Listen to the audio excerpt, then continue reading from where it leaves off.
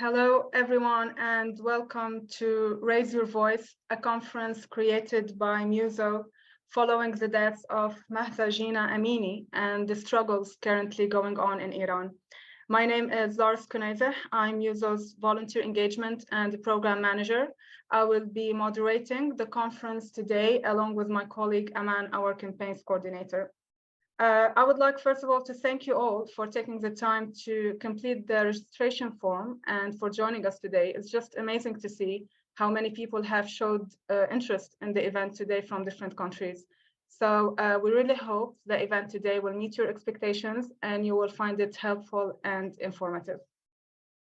We have some amazing speakers for you today, women's activists who have done so much for the women movements in their countries. We hope to learn from their experiences fighting for women's rights and freedom, but most importantly, we hope to share information on what we as organizations, as well as individuals, can do to help, support, and raise awareness on women's rights everywhere. And Aman will give you now an overview of today's agenda. Thank you very much, Loris, and welcome all to MEWSo's International Conference, Raise Your Voice. I would like to briefly take you through our agenda for today's session. Before we start with our panels, we would like to present a short video showcasing a small part of what is happening in Iran since the last few months. Then we will be heading to our panel, starting with our first guest speaker, Halal Tahiri, talking to us about women's life under Islamic Republic of Iran. Our second guest speaker will be Azar Majidi, and she will be talking to us about women's liberation in Iran, past and present. And our final guest speaker in the first panel will be Yanar Muhammad, talking to us about feminist struggle for freedom for women and all. We will end the first panel with a quick poll question before we go for a short break. After the break, we will be resuming our session by presenting the results of the poll, introducing MEWSo with a short video for you who haven't been familiar with us and the work we do, followed by the second panel, which most of you are actually waiting for. Our first guest speaker in the second panel will be Rasha Halwe, talking to us about the Palestinian women and the struggle in the context, of settler colonial state from one hand and patriarchal society from the other hand. And our final guest speaker for today's conference will be Lida Ahmad, talking to us about Afghanistan and Afghan women's situation under the Taliban rule. Following the end of the panels, we will have a Q&A session and a call to action combined with a statement from MEWSo before we come to an end of this amazing conference. I hope you all have a good time with us throughout this session. And now over to you, Lars. Thank you so much, Aman, and feel free please to introduce yourself to everyone in the chat box with your contact details. And just to inform you that this conference is actually recorded and we will put it later on our social media channels, including our YouTube channel. However, I urge you to stay for the whole conference today so you can get a chance to hear from all the speakers and make your contribution to the discussion. For many, many years, women's rights activists and movements have fought so hard to address inequality, campaigning to change laws or taking to the streets to demand their basic rights to be respected, to show respect for all the women who have been imprisoned, tortured, or killed, fighting for their rights, including the women who are demonstrating and fighting today in Iran, will now have a minute's applause. So I would like to ask you please to unmute yourselves and clap for our sisters.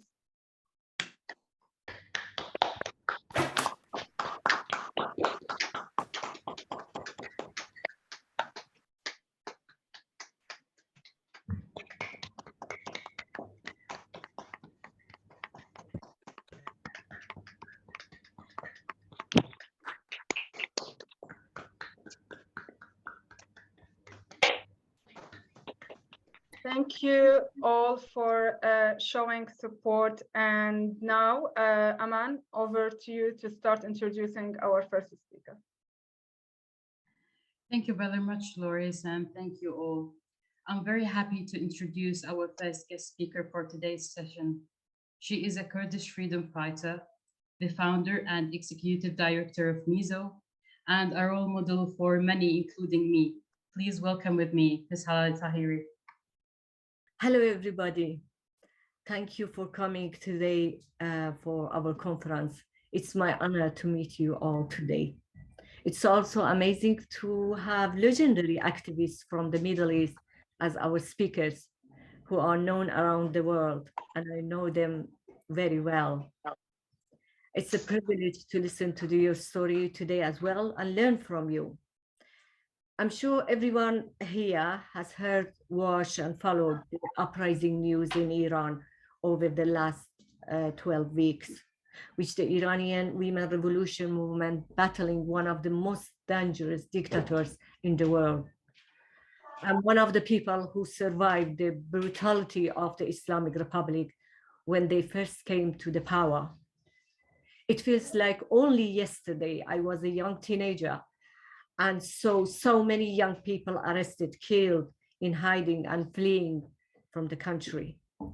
I lost my young partner at age 21, being executed, never found among the mass grave. Lost two big brothers fighting in Kurdistan against the regime, and 6 other members of my family, including uncles and nieces and cousins. Those images and sounds are always with me. Hearing my little town being bombarded, people screaming and crying, having to move from place to hide, searching for missing family and friends, checking the prisons, searching among those executed, searching for their graves. I am also a woman who at a very young age discovered that for girls, there is constant injustice. It's not enough that I lost and buried so many members of my family and friends, but I was forced to wear the hijab. Everywhere in society, women were separated from men, like we are a disease. We became slaves to the Republic's strict misogynistic rules for women. Being a woman in those days was the hardest time for me. I couldn't stay. Life became too dangerous for all party politicians, for activists. So I left the brutality of that life and became a partisan, a Peshmerga for years. I settled then in exile in Iraq, another dangerous zone. I saw so many innocent people killed during the Gulf War, and so many politicians, activists, women activists in prison, and so many Kurdish people, innocent people, have been vanished and killed by Saddam Hussein's troops. Again, I started fighting back. I was rebel, and I was proud to be part of uprising in Iraqi Kurdistan. On the run again, 5 countries and 2 continents later, I was able to settle in Sweden and lately in Britain and rebuild my life. But for those who couldn't escape, life became even more miserable. An entire generation attacked in the dark decade of the 1980s, which saw some of the highest lows of life. People executed, stoned, women stoned, tortured, vanished, especially women. In 4 decades, the regime has brainwashed people through education and religion, and all under Sharia law. Propaganda is taught to the children at school and for adults at Friday prayers. Almost all the brutal customs and barbaric habits from the Middle Ages were recreated by them. In such a climate, the patriarchal structure in families and communities was given the power to dictate to women and young people. Many young girls lost their lives by so-called honor killing, and so many others by stoning. Polygamy, virginity tests, forced marriage, child marriage, FGM, misogynistic behavior was everywhere, at work, at school, at street, at home, and so many cases of femicide. You name it, all of these practices were recreated and became systematic and dominated behavior within 4 decades. Activists are constant after run, arrested and killed. Worker class, women activists facing prison, torture, and exile punishment. 4 years ago, we had a big mass protest against poverty, which was the biggest battle between people and the regime. We ended by 1,500 protesters killed and many more being arrested. Intelligence officers gang rape female prisoners. Right now, even systematic abuse is rife everywhere. And this is the everyday life of people until today. Well, being a generous person, we often forgive people when they judge us or are unkind. It damages us more than hang on hate people, and it's good sign of our humanity to forgive people. But I know I can never forgive what I experienced in my life under this regime. Even for 43 years, for a second, I can never forgive. When Iran is free, I will be a witness in the courts testifying about the brutality and inhumanity of this regime. I can't wait to see these days. I want to see them in chains like they did it to all those women and prisoners. I have no mercy for them at all. The recent situation in Iran is joyful to see. The revolutionary character of our young women burning their hijabs, trying desperately to get rid of this apartheid between sexes. The incredible support from the men who are encouraging and helping the women in their bravery, the unity seen in the country battling against one enemy with the involvement of the worker class, universities, students, even children as young as 10 all over the country. This is remarkable, and this is a unique time. Some say this is 1 in a million event that is happening.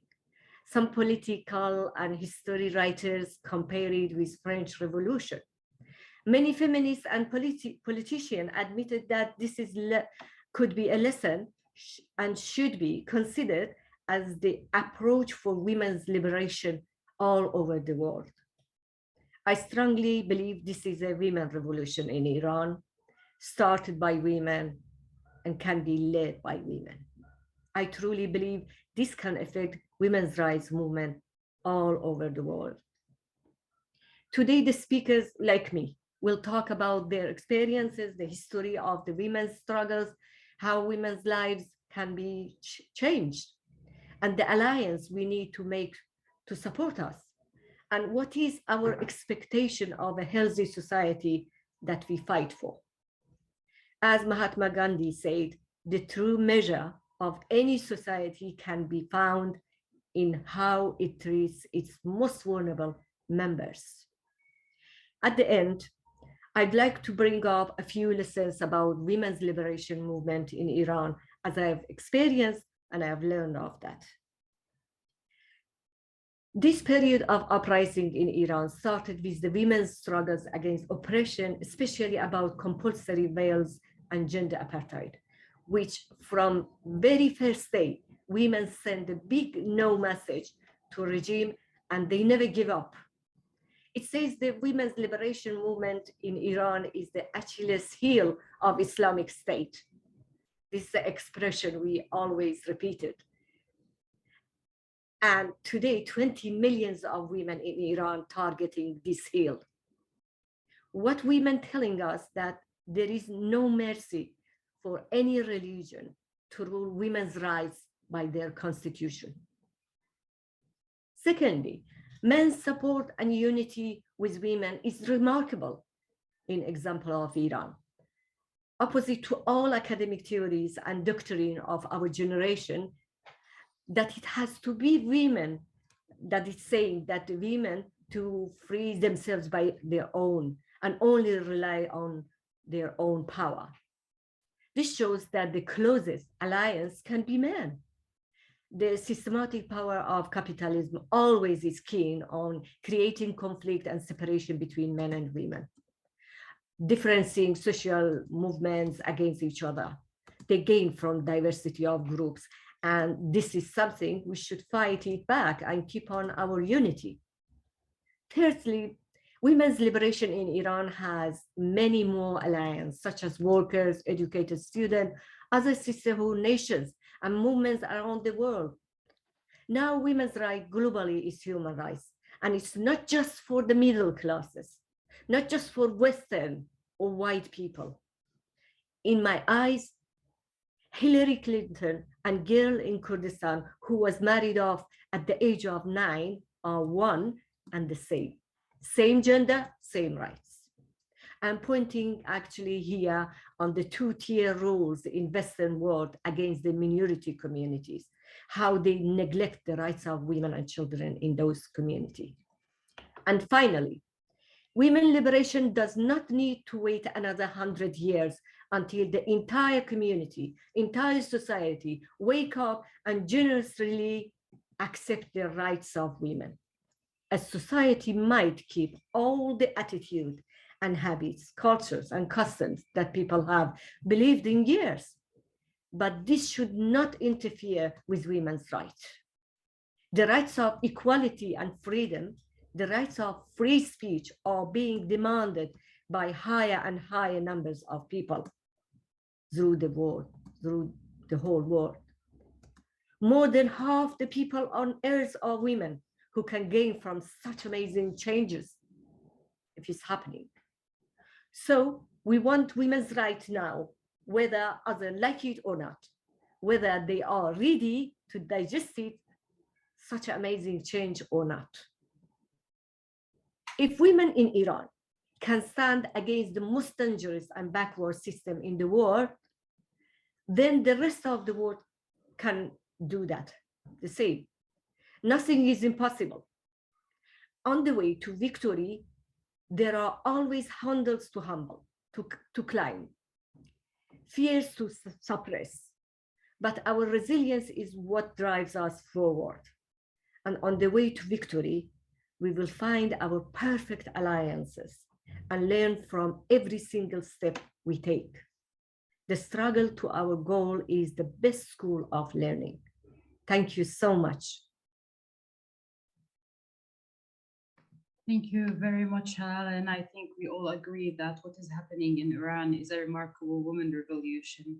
And I think that we all hope that it will put an end to all the Iranian women's struggle and make a positive change for them. And now I'm very pleased to introduce our second guest speaker.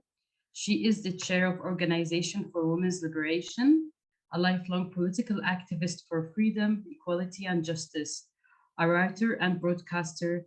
Please welcome Azar Majidi. Thank you so much. Thank you for providing this opportunity to talk about what's happening in Iran, talk about the revolutionary movement in Iran, and also talk about the women's equality, liberation, and how we can achieve it finally after, I don't know how, 300 years of fighting for it. Well, thank you, Halale. She said a lot about what happened in Islamic regime. Now you know, so I don't have to do it. First of all, it's not so nice to talk about all those atrocities, and then I would have time to do others. I'm not going to talk so much about the atrocities, women's sexism, gender inequality, male chauvinism, depending on what concept you're using, but actually how maybe we can achieve it or what I have done. I was born in Iran. I was born in the previous regime, and now Islamic regime is so famous for its atrocities against women, against women's rights, liberation, and against the whole humanity, that people have forgotten how it was before that and why people raised to overthrow the previous regime in 1978-79.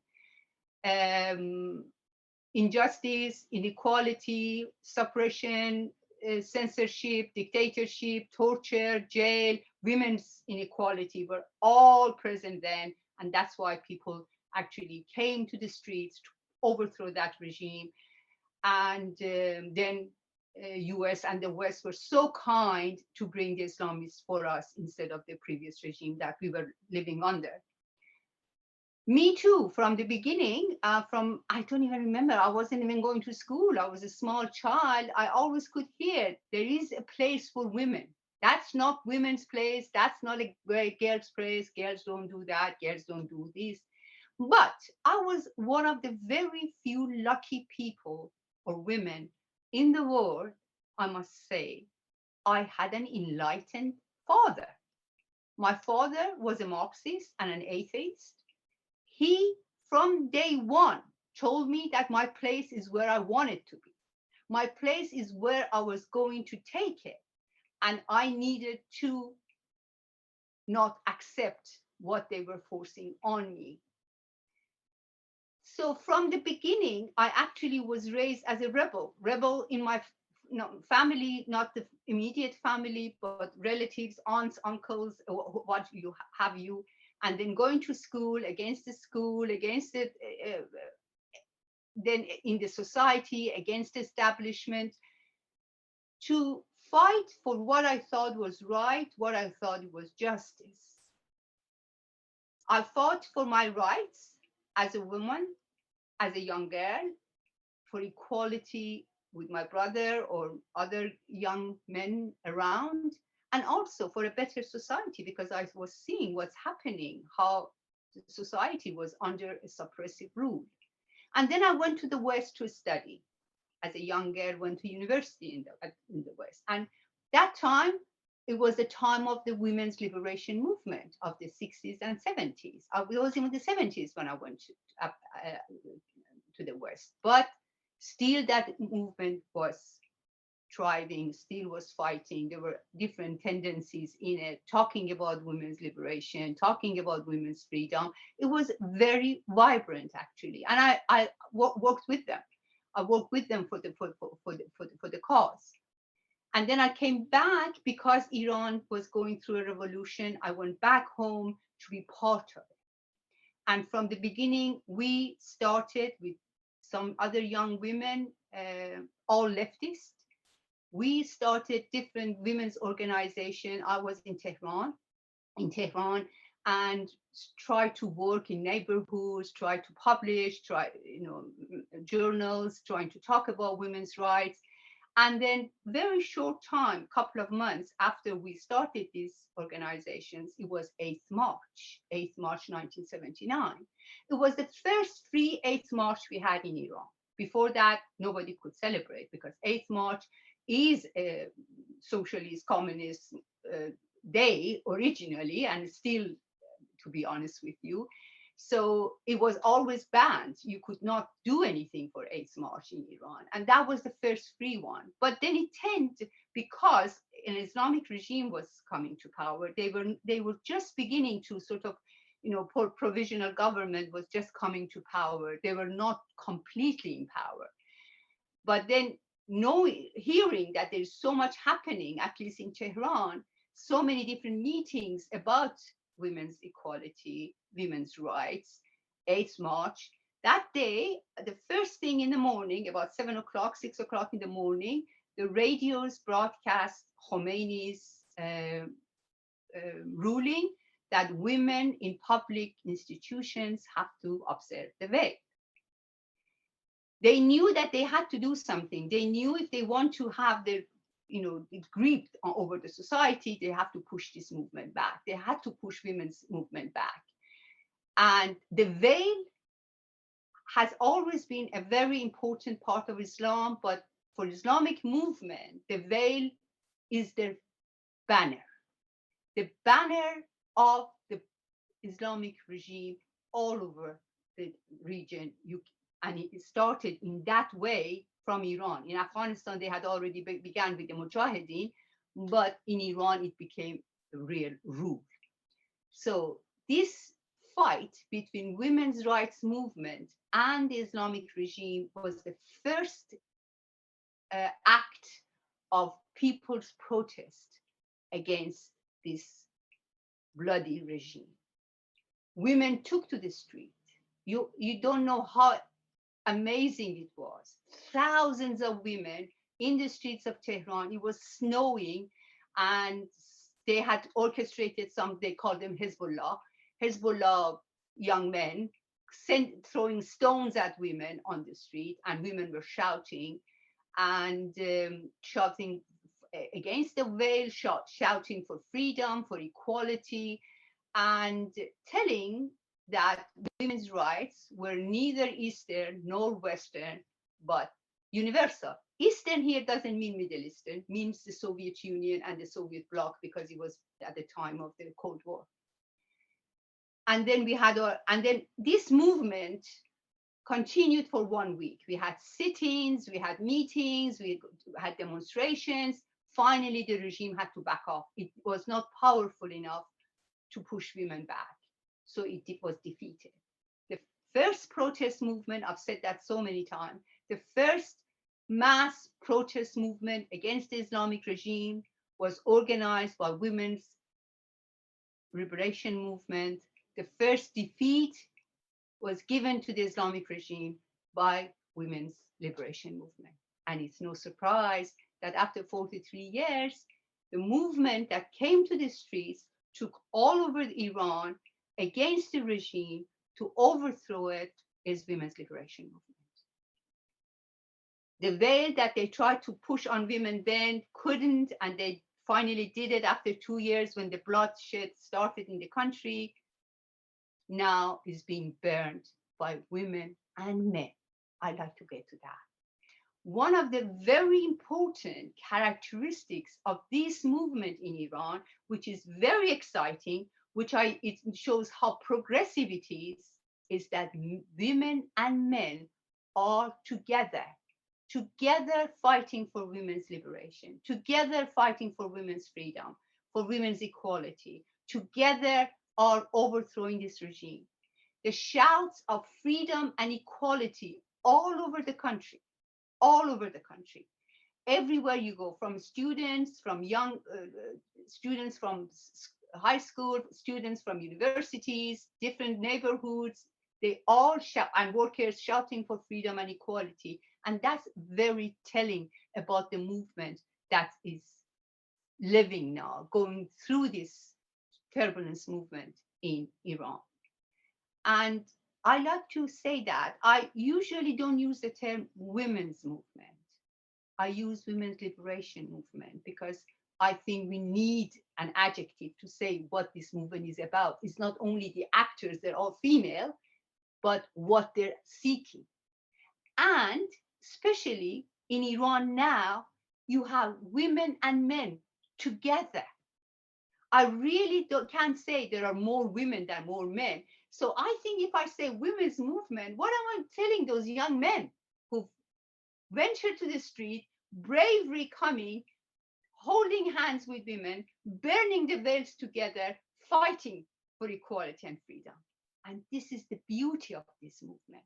This is what gives me courage, makes me excited. And I know there is something very positive, very liberating happening. Okay, now I have to very quickly go get these 5 minutes. So I really hope that this movement is successful in overthrowing this bloody regime, this misogynist regime. And I really hope this time we can bring a governing situation that is really able to materialize these freedom, equality, and prosperity that people are seeking, and we would not experience what we experienced in 1979. Having gone through that, you can understand why I can be worried. And we would bring down the gender apartheid, and we would get rid of this Islamic movement. And I think this movement is going to be very important for the whole Middle East. I'm sure Yenar and Rasha and Halale, they would also agree with me that this movement could have a very important impact and influence in the whole region, especially getting rid of this Islamic movement, which is actually not created so much by the people in the East, but people in the West. One more thing I like to say, and I'll finish. I would here like to say that going through this identity politics period we're living now, tokenism seems to have taken over real changes. And I hope another thing that we could get from the revolutionary movement in Iran is to bring real changes and push back tokenism. We don't need just symbols. We need real change. And real change will happen when we can really make substantial changes in the political economy of the society and ideological. We have to fight for a better society, a society that can provide freedom, equality, and prosperity. Only in that kind of condition, women can also be free and equal. This is the important message of the revolutionary movement in Iran, and let's hope that we can achieve it. Thank you. Thank you very much, Azar. Wow, what amazing speech. Our next guest speaker is the co-founder and director of Iraq's Organization of Women Freedom. She started the first shelter for women in Iraq in 2003, protecting them from honor killing and sex trafficking, which later expanded to a network of 11 houses in 5 cities in 2018. Please welcome with me, Yanar Muhammad. Thank you very much for the kind introduction. I'm actually very proud to be here among all these great feminists who have given a good part of their lives to helping women in our countries and throughout the countries that were burdened by Islamic governments. And I'm just so proud to be with all of you. Azar, we've learned so much from you throughout the years, and Halala, your speech was very informative, even for us who have been in the movement for a very long time. Once we heard the news about Mahsa Amini, it was a blow to so many of us that even in the 21st century, that many people name as the century of women, still in this century, a woman can be killed just because her natural body parts were shown in a very natural way and normal way to the society. When a government makes one of its main pillars the oppression of women and makes its main and mandate to kill women who disobey their rules, for women to be hidden in the dark corners of the society, this is not a humane culture. This is an allowance for a government to kill its people, and like we all know in our revolutionary upbringing, that governments are the oppressive tools of the bourgeoisie, and they are designed to divide and conquer, to make us weaker as working class, as human beings, and divide humans into men and women and set one against the other. So when we heard the news about Mahsa and how she was dragged and how she was treated, and those video clips, as short as they were, they shook the conscience of the people of the world. I don't say just the women of the world. It shook the conscience of the people of the world as to how a political system can keep people enslaved due to their gender rules. Mahsa was that trigger to a feminist revolution starting from Iran. And you are right, Azar, that all the Middle East should and will benefit and be the extension for this movement. But then again, it's not just the Middle East. The culture of Islam has, and I say the culture here, it's not just the religion, it's the culture of Islam that has extended to a big part of Asia and to many other places in the world. And wherever it reached, women had to be enslaved. And I always get this question in Iraq as to why I or our movement is anti-religious. And I answer them with a question as to why are all these religions anti-women?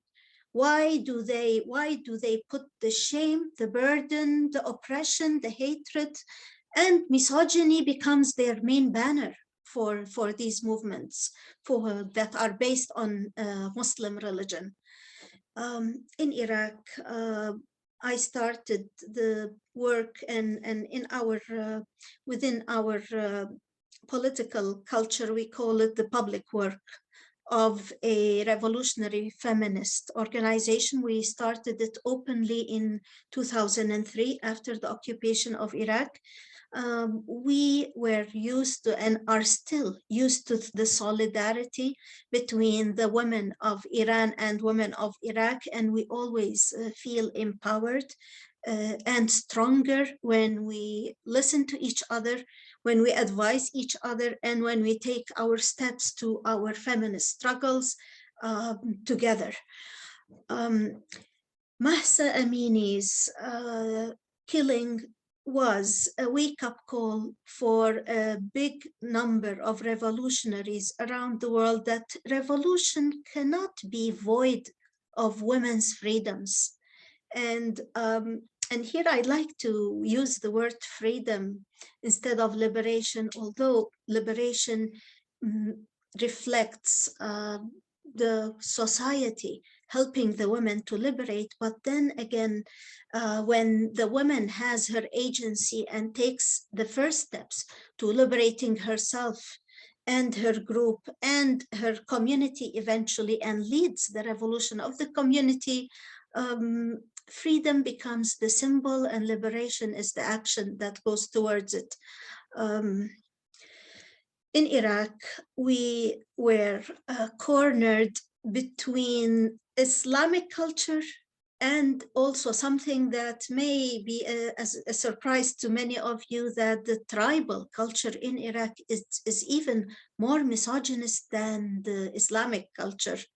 That within the tribal norms and the tribal code in Iraq, women can be exchanged between tribes. They can be used as a deal to solve tribal conflicts. And so in Iraq, we found that the enemy is not just the Islamic government, but it's also the tribal culture that was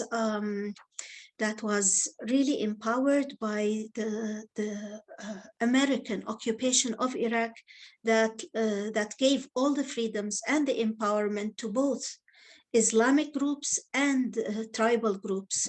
And eventually a big part of the country became under the burden of the Islamic institutions and the tribal culture. And here I need to clarify that the tribal culture manifests itself within the nationalist parties, whether the Arab nationalist parties or the Kurdish nationalist parties that make people's struggle for liberation even stronger.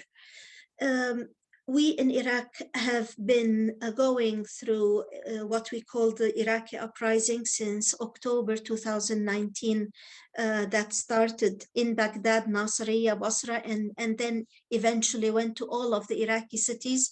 And it went through many waves of revolution. And here is the lesson to share and to discuss and to learn, that the counter-revolutionary forces that were within the revolution found a perfect way to fight against the revolutionary actions, and they use the media, the local and international media, with the support of the American and the British government to suggest to us that the solution to this uprising is an early elections. And they brought us early elections, and these early elections just recycled the same oligarchs, the same capitalists, nationalist, tribal, Islamist parties in a way that put all of the people under their rule again.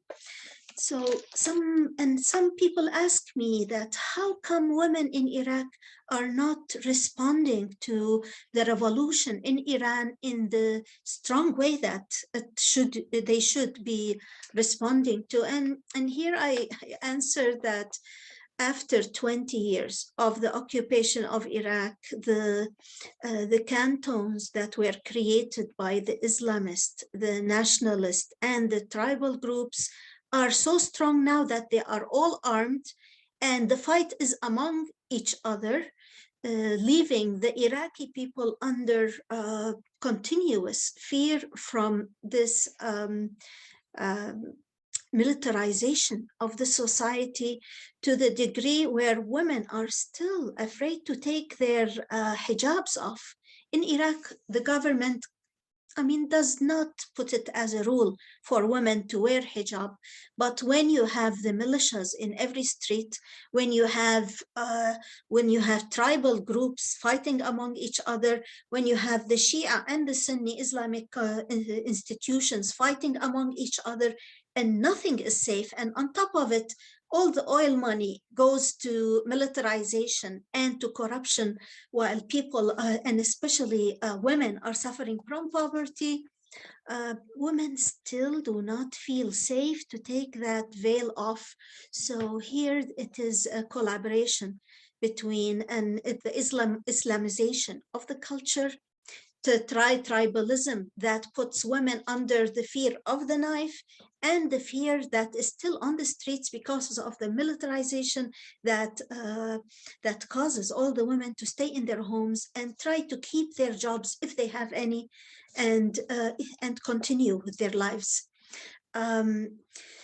Mahsa Amini's symbol to freedom has given us a wake-up call, and it is the duty of every feminist woman in Iran, in Iraq, in the Middle East, and with the Islamic burdened countries to take part in this fight, and not to forget the basics, that under an Islamic rule, a woman is not a human being for her human rights to be looked at. A woman, only men are human beings that are thought of with human rights, and these human rights are given in an extra way. So when male benefits are given to men, they are taken from women. For us as females to live as slaves under governments who rule in the name of religion or in the name of God is something that cannot continue for a long time. I wouldn't say it's an Arab Spring or an Iranian Spring. I would say it's a women's spring that is at the doors, knocking our doors and reminding us that we have the power. If we act in solidarity, if we leave the fear behind us, and if we take the front lines and take the fight. The fight can be different from our different locations. In Tehran, in Baghdad, in London, in Toronto, and all over the world, the fight can be hand in hand, and we'll have to say that it has to be the end of the Islamist governments. They cannot rule us as slaves anymore.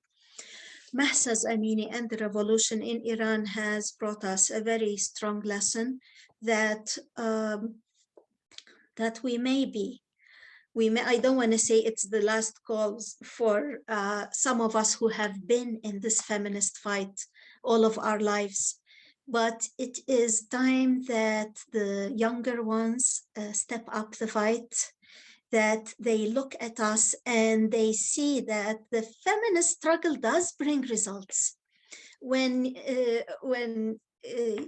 when I don't know the name, is it Rasha or Aman, when you introduced me and you said that we set up shelters for women in Iraq. The reason for that was that when we first started the feminist struggle after 2003, we were telling women to demand full equality between men and women, when every day there were so many women killed all over the country. And by the end of the year, it's thousands of women who are being killed. So we thought, how can we be dreaming when the facts on the ground are so miserable? We thought, let us start with one shelter for women and then take it to the other and then the third. And now we have a network in most of the country. And we have saved more than 1,300 women's lives throughout the years. Does this have to be the way women's struggles or feminist struggles have to be? No. Each one of us, from her own place, from our own organizations, by different ways, are different pieces of this matrix, and all of us together can change this world. I am so glad to be here among our feminist comrades who have built the movement together in the Middle East, in Iran, in Iraq, and I think the movement is expanding here. This solidarity is the answer to what's happening in our countries. Thank you, Halala, for inviting me into this meeting, and I give back the microphone to Aman. Thank you very much. Thank you very much, Yanar. I must say that I'm amazed with the amount of work and support you do to provide shelters for struggling women. And I do agree that Mahsa Amini symbol of freedom has given us all a wake-up call. Wow, what an amazing panel. Honestly, can't wait for the second one. But for the moment, I will head it to you, Loris. Thank you so much, Aman, and thank you to all our speakers. It's just amazing, actually, to listen to your views and experience. And also, thank you very much for sticking to the 15-minute time slot. I really appreciate that. So just before we have a short break, we would like everyone to answer this poll questions appearing on your screen right now. So Rose, would you mind putting the poll question, please? In the meantime, please put any questions you have to our speakers in the chat box, and we will answer them at the end of the conference. Welcome back. I hope you had some time to make yourself a cup of tea or coffee. And right now we will share the results of the poll. So Rose, would you mind sharing the results, please?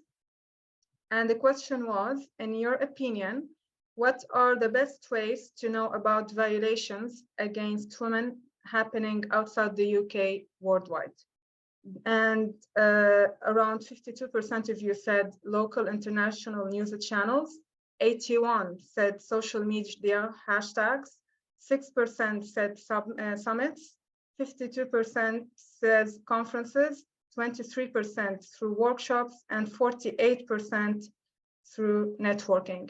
So I hope this gives us some idea of how to raise our voices in the future using different communication channels, including social media. And now we would like to show a video made by the London Impact Awards that tells you more about our work at MEWSo. I set up this organization to support displaced women, to help them to raise their voices, and then to empower them. We are helping them to be educated, to learn about new skills, and we're helping them in variety issues that they are dealing with. We're tackling sensitive issues regarding polygamy, regarding virginity tests. We're trying to provide them with the help, support, and protection they are looking for. 25,000 women are registered first, second, and third wife in this country, and we are trying to help those women. The other thing is that virginity testing is misogynistic, it's against women's rights. It's very traumatic for the young girls, and it's a huge number of them is happening. Many women are searching for support. We are helping them to believe in themselves. By learning English and also engaging them in different activities they can discover and enjoying their life. Start here, look like that. I've been going through a lot of stuff in my personal life, and coming here, it gives me an excuse to come out of those situations. It does really help. I was in a crisis actually, mentally and physically. I came here, I was so happy. They connect you to each other. Many of those women, they are doing volunteer position and they are ready to helping other women. I know what is the pain of being a migrant. They can see me like a model. You made it, I can make it as well. So we are here for them to help them with this change.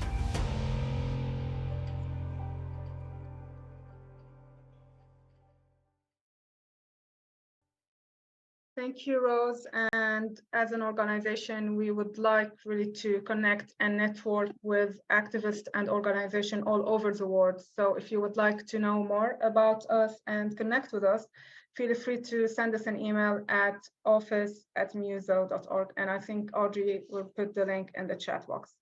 And now over to you, Aman, to introduce the second panel of speakers. Thank you very much, Dolores. Personally, as a Palestinian, I'm so happy and excited to introduce our next speaker. She is a Palestinian writer, journalist, co-editor-in-chief of Rasif 22, a DJ storyteller, which is an artistic form that combines stories and music. Please welcome Rasha Helwi. Thank you, Aman, and thank you, Halila, and everybody. Actually, it's just it's very touching to be here. It's very it's an honor. I'm very proud to be among a strong and beautiful feminist activist women. Like from this 15-minute speech of each of you, I learned a lot. I can't imagine how much I can learn and have knowledge if I have the chance to have deepest talks with each one of you. So thank you. Okay.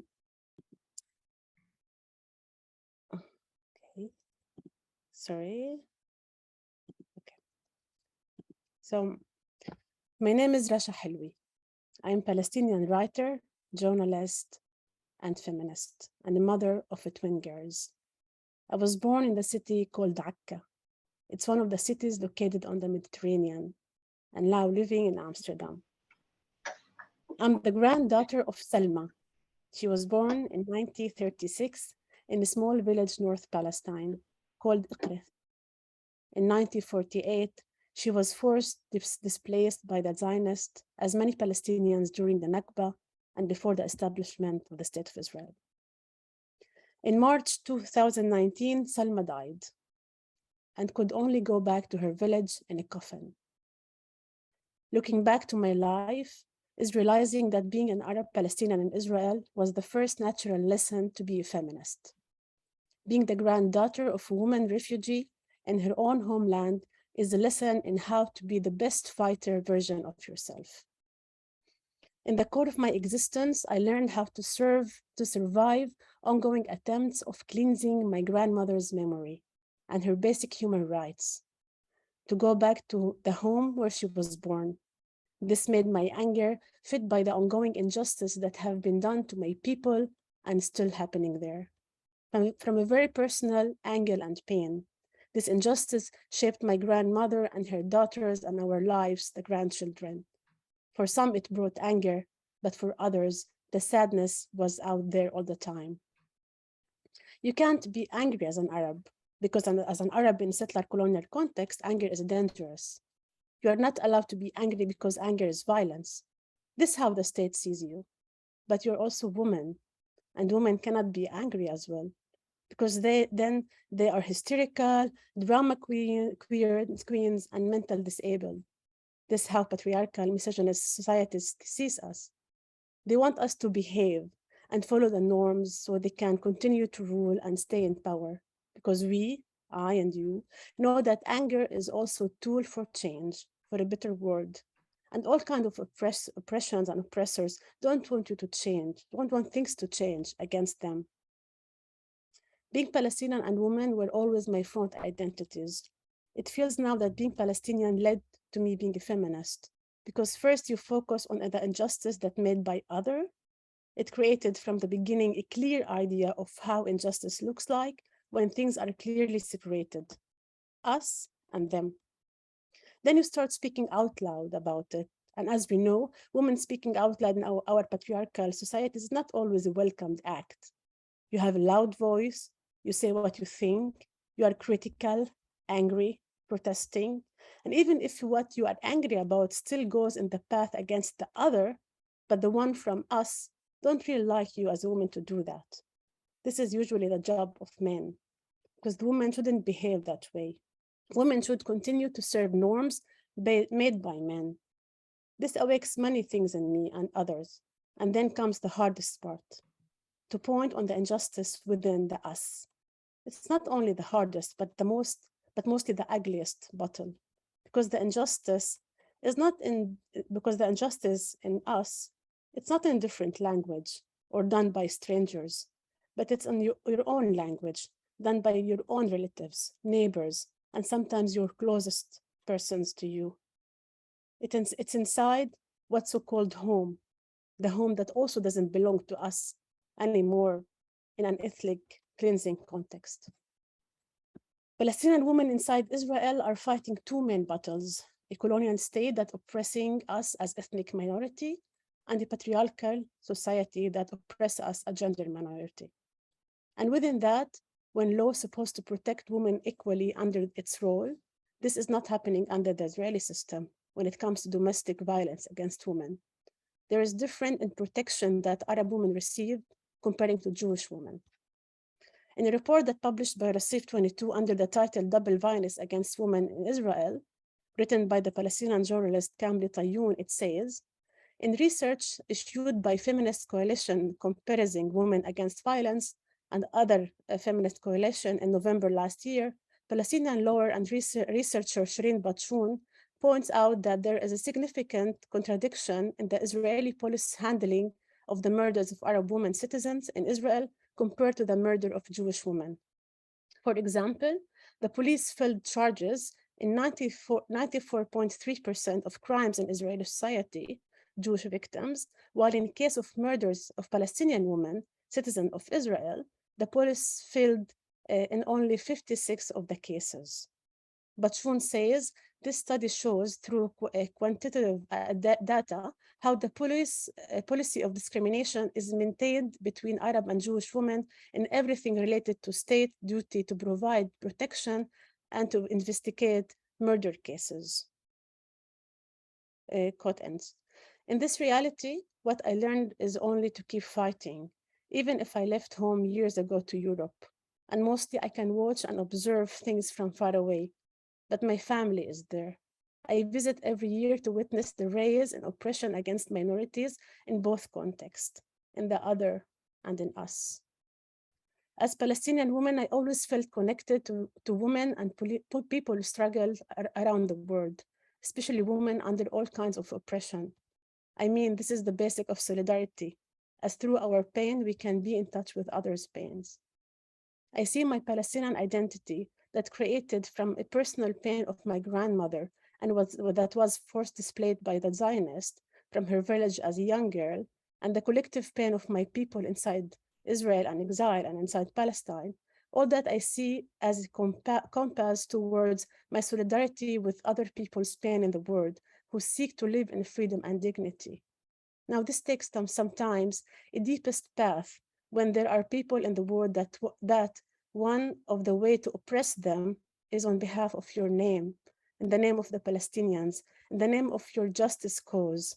And here is my first connection to the Iranian struggle against the Islamic Republic, a struggle led by Persians, Kurds, Baluch, Arabs, and much more, women and men. A government that oppresses its own people, that kills its own minorities and women, cannot bring justice to my Palestinian cause. This shouldn't be so complicated to understand and believe. But with time, the Iranian pain and struggle became my personal one as well.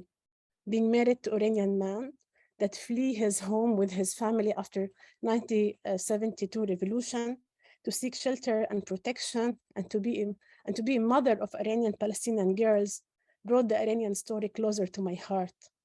It's now existing on a daily basis at home as the Palestinian cause as well. Now, my approach to demand freedom for Iranian women and men doesn't come only from being Palestinian and human rights defenders or as a feminist, but also from being a mother to half Iranian girls whom I want them to be able to live in a world in which their Iranian sisters and brothers are free. So how can we do that while being far away here in the West? First, to tell our stories, to bring real stories of women, to help women needed our help to tell their stories. We need to continue creating more solidarity with women in the world, especially women living under different layers of oppression, from settler colonial to patriarchal, and mostly women who are being oppressed by rulers who use religion to control people in the name of norms and culture. Religion, the tool that is also being used as referent to culture behaviors, even if some claims it's cultural to forbid women to sing or to leave their hairs openly and freely to the wind, but women are willing to go against it and protest all tools that oppress them, no matter what they have been called or what nice word been adding to it. Oppressing is oppressing. Oppressors are oppressors, even if it has 1,000 different beautiful names. And the women who are living under it, they are the ones who are allowed to define it. And we should listen and help. Help in spreading the word and giving support and publishing their stories and arranging demonstration and talking to the media to cover stories based on the women voices. We are living in difficult times indeed. Difficult times that it's hard to find hope and hold to it. But some days, I feel that this hope, it's a choice to make. It's a decision to make each morning, knowing that it will annoy some oppressors out there, even in the darkest times. As a Palestinian and Iranian family lives in Amsterdam, we do our best to produce hope, feeding today by the brave women and men in the streets of Iran. My husband, Sahan Sahib Divani, lost his mother, Parveen, 40 days ago, a mother that fled her homeland 40 years ago after the Islamists took control of the country. After her death, he and his father and brother decided to cremate her, the mother, with the hope that one day he can visit Iran and put her in her homeland soil by himself. In his text, Iran, the Land of Fire, he wrote, I do not worship fire, but I wish for one of the protesters to capture one of the flames that burned away the impurities of my homeland. I hope the flame will be kept in a simple shrine. I will take the ashes of my mother there and say, look, the fire that burned inside of you when you had to leave your country, the one that burned inside all of us, finally find a way out. It drove them away in rage. Now it's calm, and we will keep it as a reminder of what our rage is capable of. Then I will bring her out to give her to the other elements, the air, the water, and the earth. End of quote. Thank you for listening. Thank you very much, Rasha.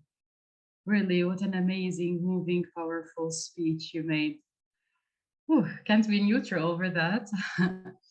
I'm very glad to introduce our final speaker today. She is a lecturer of development studies at the University of Afghanistan, a lecturer in development studies, and an advisor an advisor on gender-based violence with humanitarian assistance for the women and children of Afghanistan.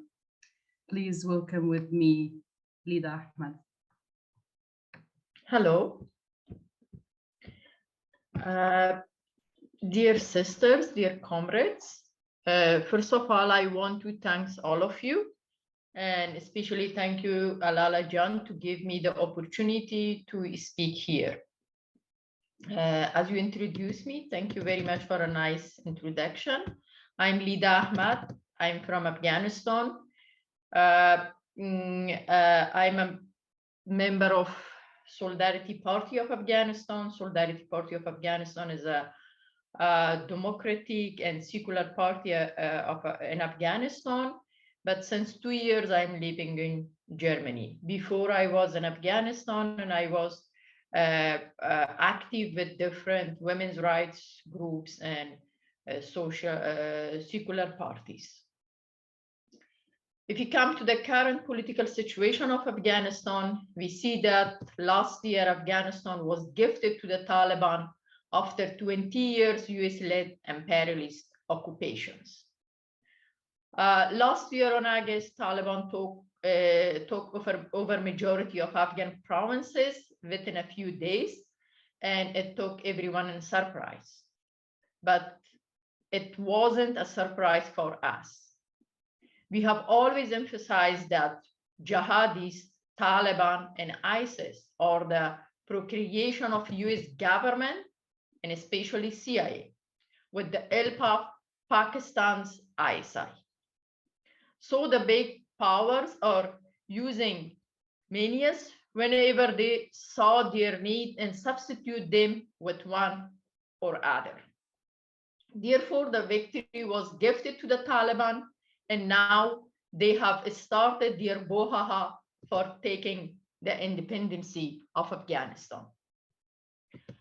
The US and NATO government occupied Afghanistan in the guise of pretty slogans of democracy, women's rights, and war against terror. But like every imperialist government, they installed the most unpopular, corrupt, and misogynist elements on the power. And on the other end, they played cat and mouse game with Taliban and ultimately gifted the fate of our people to these savages. The US puppet government in Kabul, which was composed of warlords, war criminals, mafia, and Islamic fanatics, could not resist the Taliban for even a month. Ghani in his entourage, despite talking about resistance against Taliban and defending the Afghan people, like all other puppet and mercenaries, fled as soon as the Taliban reached near Kabul. In the past 20 years, one of our demands was an end to US and NATO occupation. And even better if they take their Islamic fundamentalists and technocrats with them and let our people to decide for their own fate. This occupation only resulted in further bloodshed, destruction, and chaos. They turned our country to the most corrupt, insecure, drug mafia, and dangerous place, especially for women. From the very beginning, we could predict such an outcome. All imperialist powers invade countries for their own strategic, political, and financial interests, but through lies and the powerful corporate media try to hide their real motive and agenda. It is ironic to say that values such as women's rights, democracy, nation building, and etc. were a part of the US and NATO aims in Afghanistan.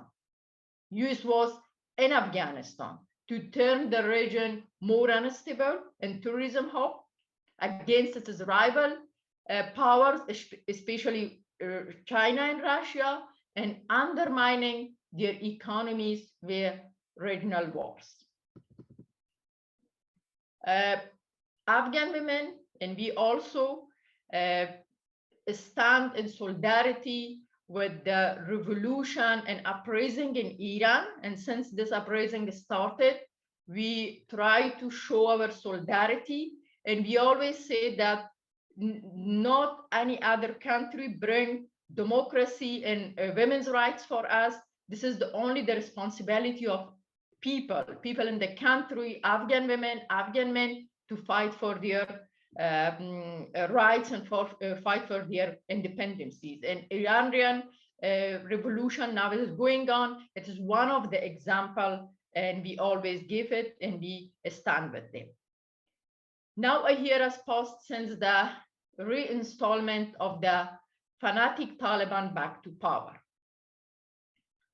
was easily predictable that women and girls would be the prime victims of this barbaric rule and are facing devastating and inhumane suppression in all areas of life. However, the women of our country proved that no force could impose their reactionary ideologies or hold them captive inside their homes. Afghan women made history by raising the flag of struggle against the Taliban and for freedom and justice. Since the first day the Taliban take over, these women protested on the streets without any fear of guns or whiplashes. They were suppressed and humiliated, but bravely continue their fight. Since August 15, 2021, Afghanistan has not only faced human rights catastrophe, but the complete collapse of its human life. After the United States and NATO broadly by holding over Afghanistan to Taliban has expected the so-called achievement of 20 years collapsed in 20 minutes and made our people face deeper crisis. On their first day of seizing power, the Taliban deprived women of the right to education, work, and freedom, banned them from various government and private offices, schools, and media, restricted their movement without a male chaperone, and declared a job mandatory. They plummeted the country into poverty, unemployment, and economic collapse.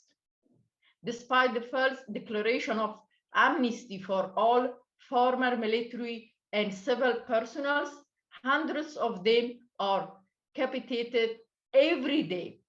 They forbid every kind of personal freedom, music, science, and art, and intensified the oppression against the religious and ethnic minorities. Contrary to their claims, the security situation has only deteriorated, and dozens of our compatriots are killed every day in explosion and suicide attack. After their ominous takeover, many talented young people fled the country in unprecedented numbers. We, Solidarity Party of Afghanistan and other progressive groups have always assisted that women's rights and freedom have always been bogus crimes by the US invaders. And we as a nation have no other choice but to unite and struggle independently against every kind of fundamentalism and its foreign masters by vastly mobilizing the masses, mainly women. The progressive forces, without any expectations, should spare no effort to fight and raise in solidarity for freedom, democracy, based on secularism and social justice.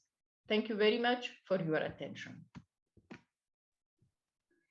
Thank you very much, Lida. That was an amazing speech.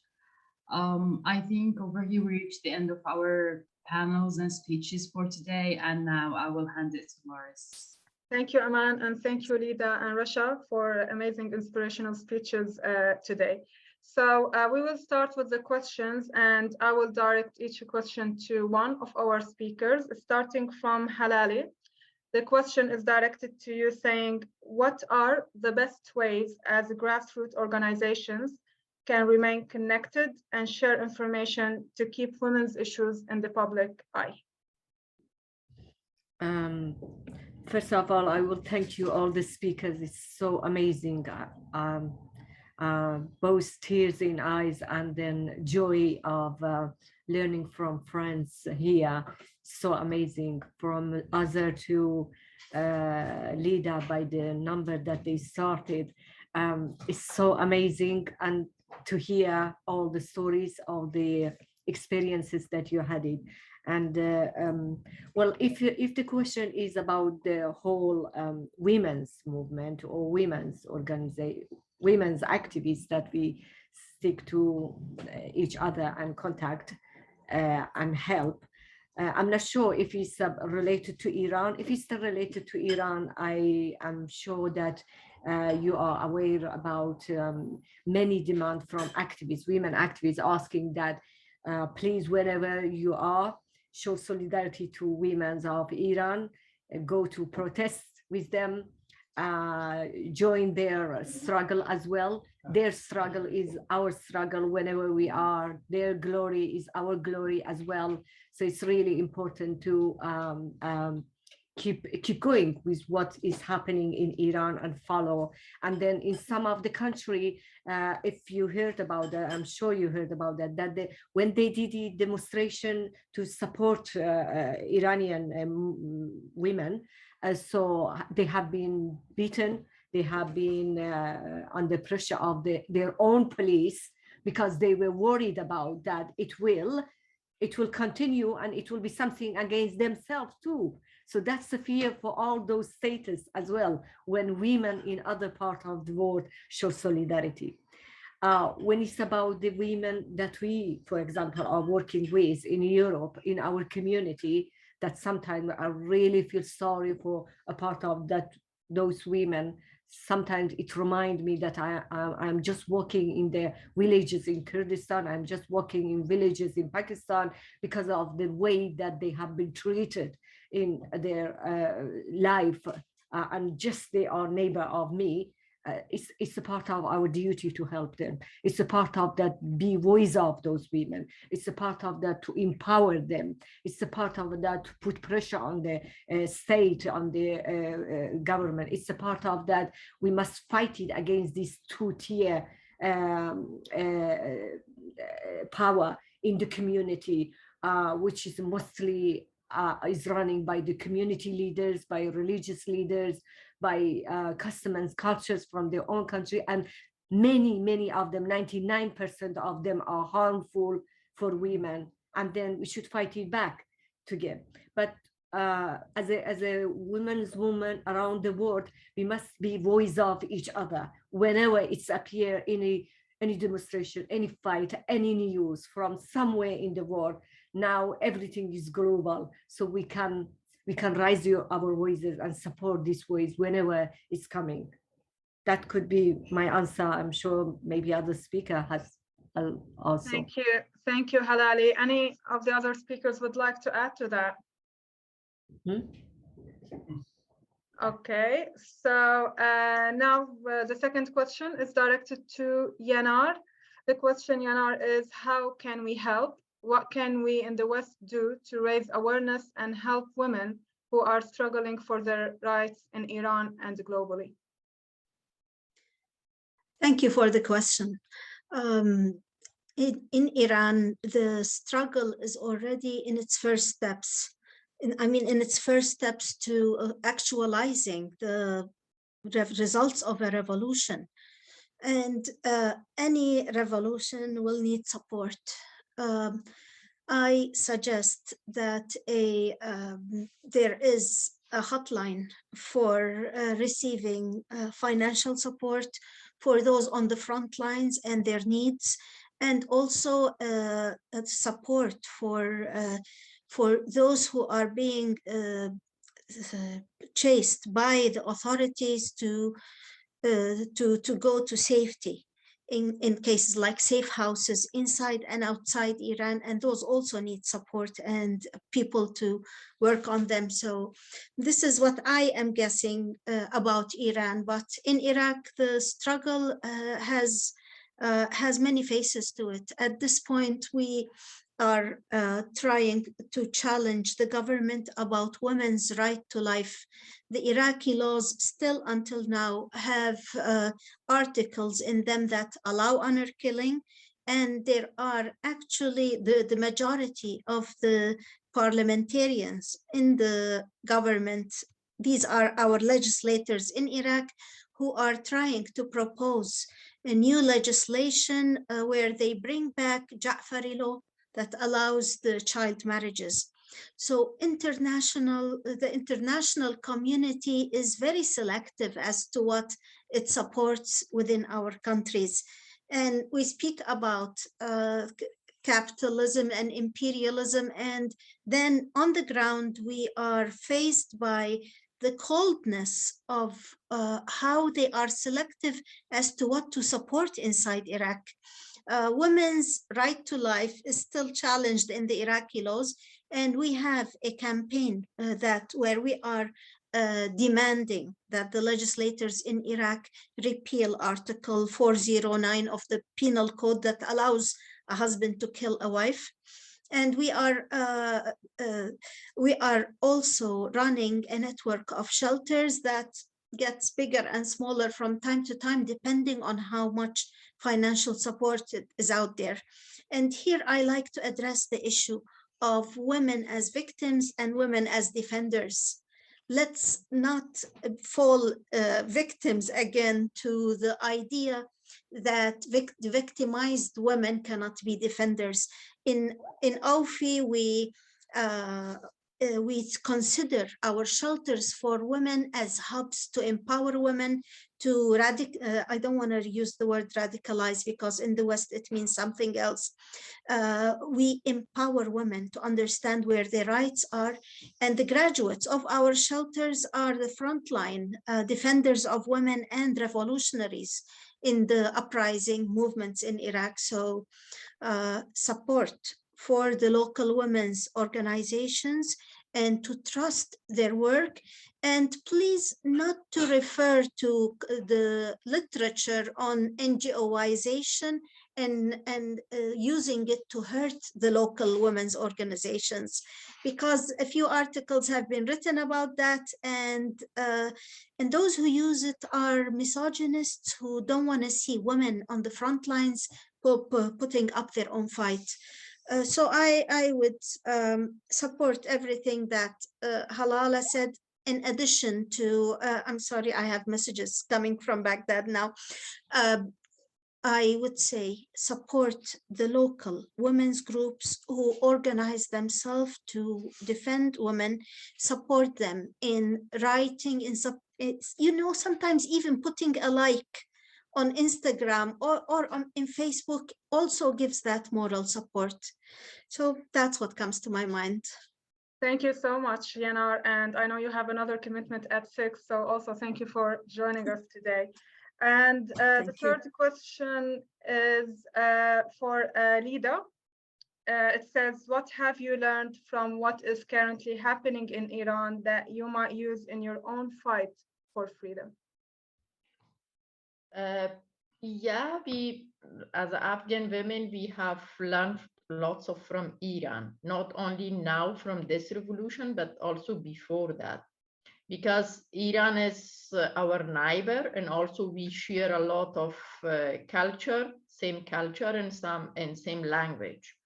And we always read and know about the freedom fighters, especially women who are in the prison, women who are fighting for their rights and for against the fundamentalists, also against the imperialists, because now the revolution in Iran is not only in the last 3 months, but also Iranian women, they're fighting and struggling since centuries.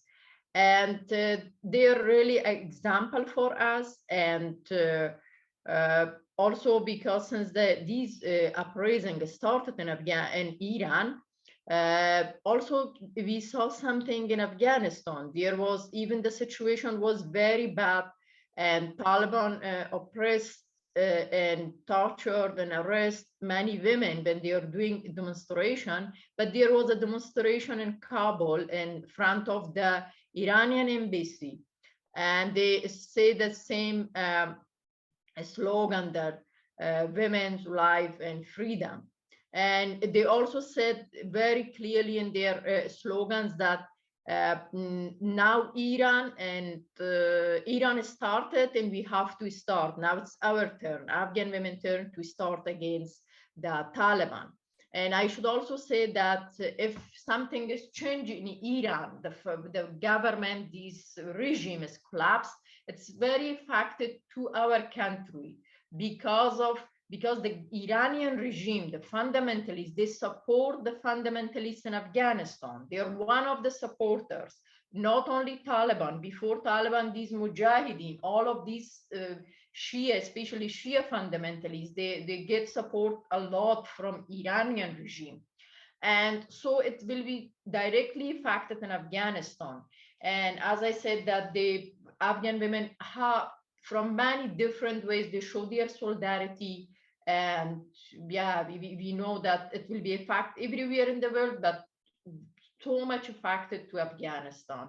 And I'm really hopeful that this revolution change something in Iran, and definitely it will be benefit for Iranian people and also for Afghan people.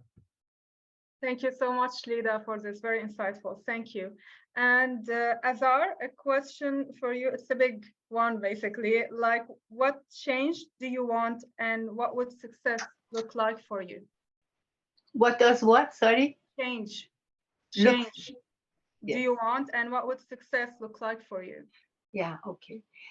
Well, of course, as I mentioned in my talk, freedom, equality, a just world, and prosperity for all. Because it's only in that world that everyone can be equal. I mean, it's an illusion thinking that you have a society where you have so much poverty and this class war going on, and then you can solve the issue of gender equality, racism, all these different that they call now rainbow movements. They can all be free, but the society is at each other's throat. So for me, I think we need a just world. By a just world, I actually mean, see, I'm a Marxist. I should say it very openly. These days, people don't talk about it as openly. I want socialism because I think that's the only way we've seen it now, how this drive and greed for profit, what it does to the world. Look right now in Britain, what we see, how people becoming homeless, more and more homeless every day, kids go hungry, everybody is, poverty is really rampant, and at the same time you have a smaller section of the society which is becoming richer and richer.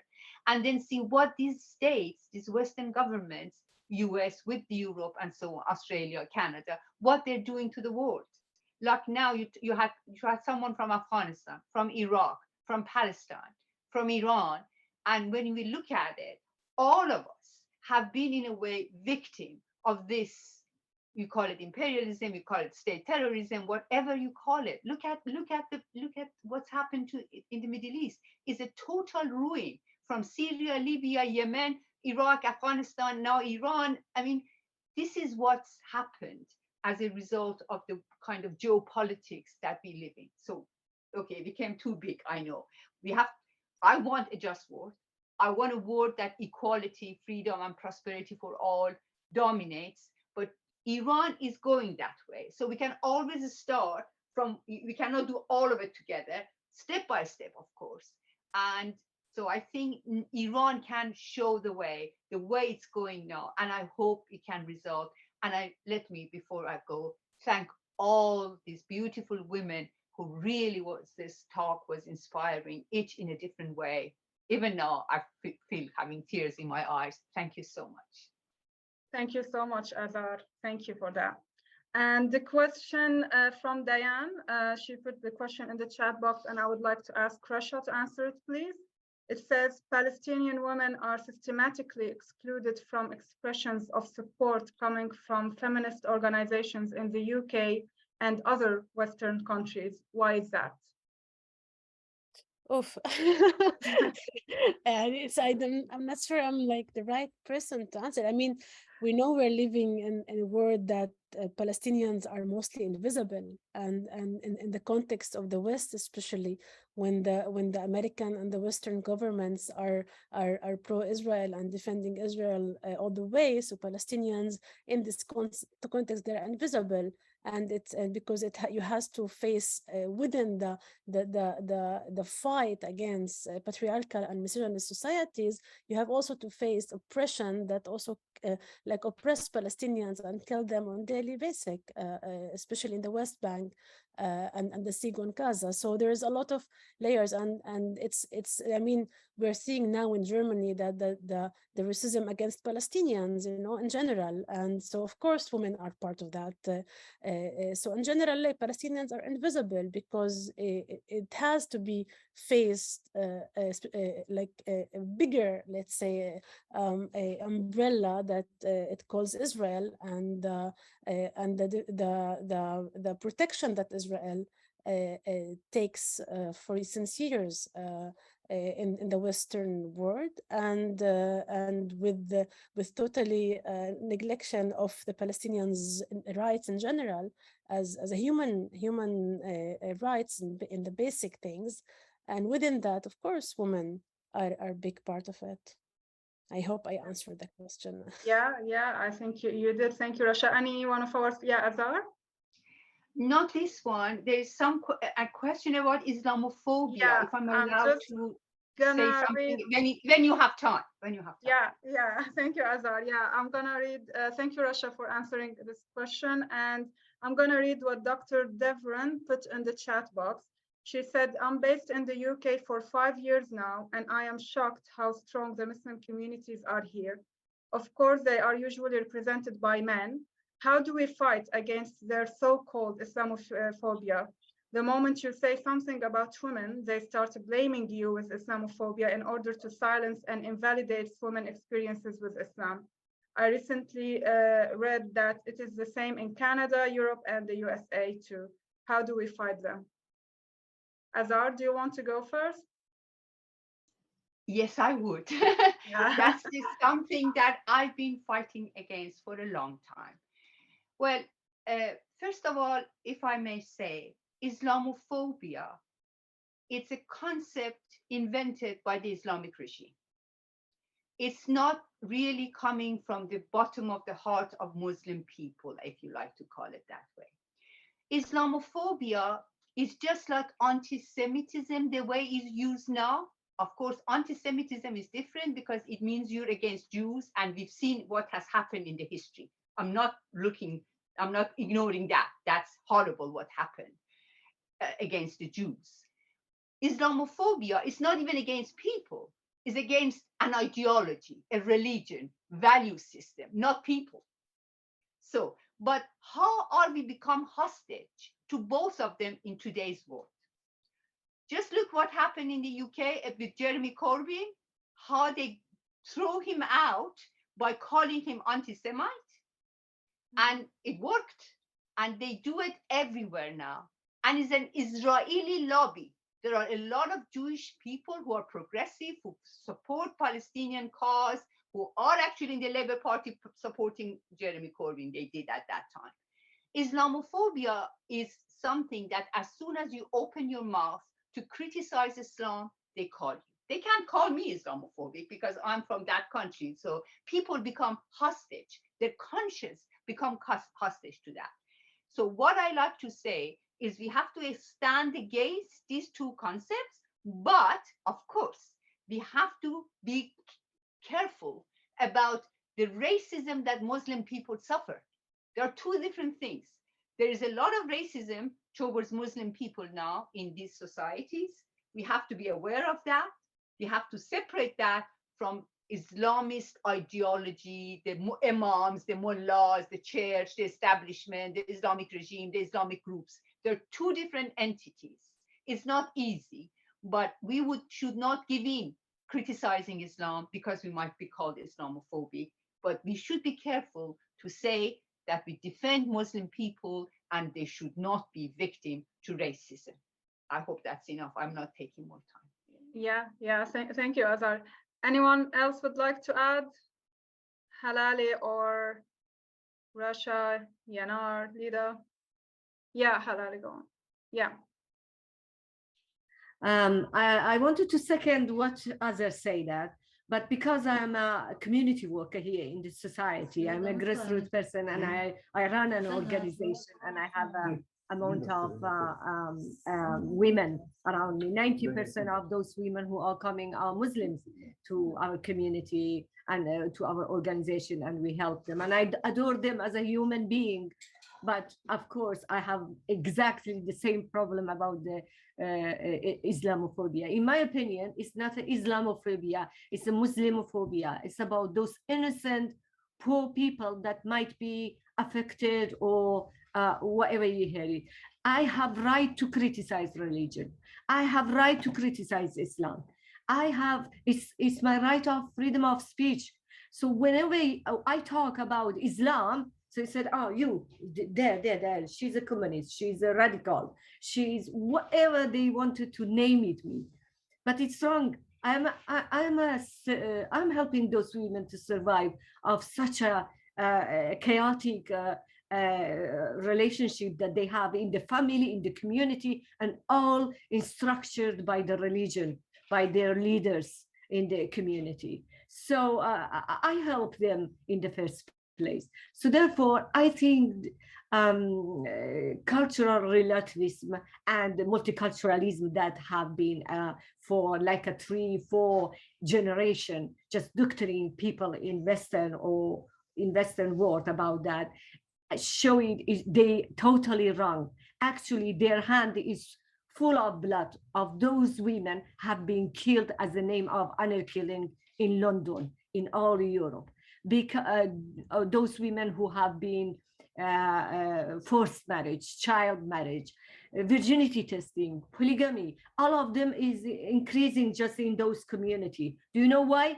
Because that's their culture, leave them for themselves. By their culture, we should treat them exactly like they wanted. No, that's not true. This culture is harmful and it should be defended. We don't accept such a culture.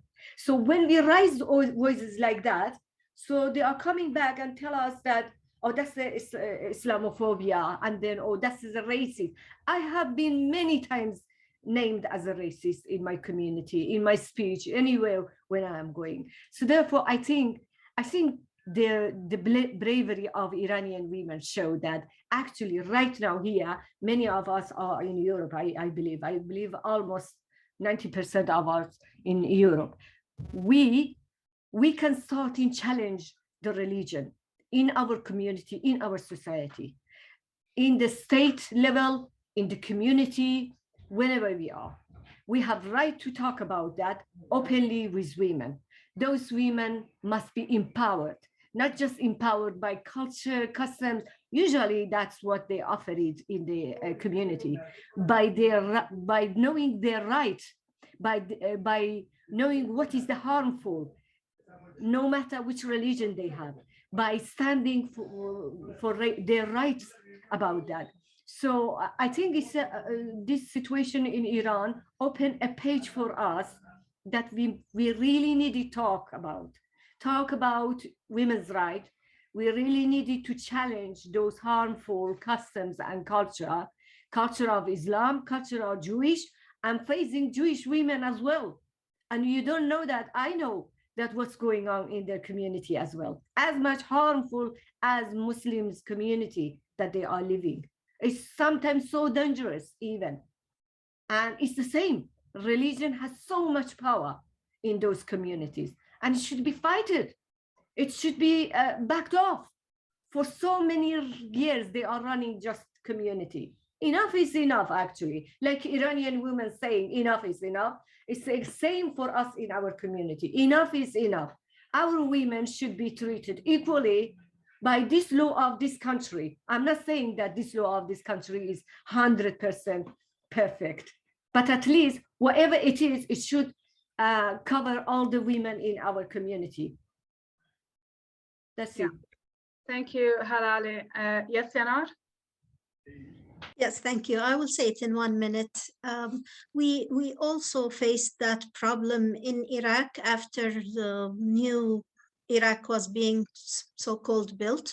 So we had two very general rules to it, that first, as feminists, socialists, communists, we should be responsible of protecting people who have their own beliefs.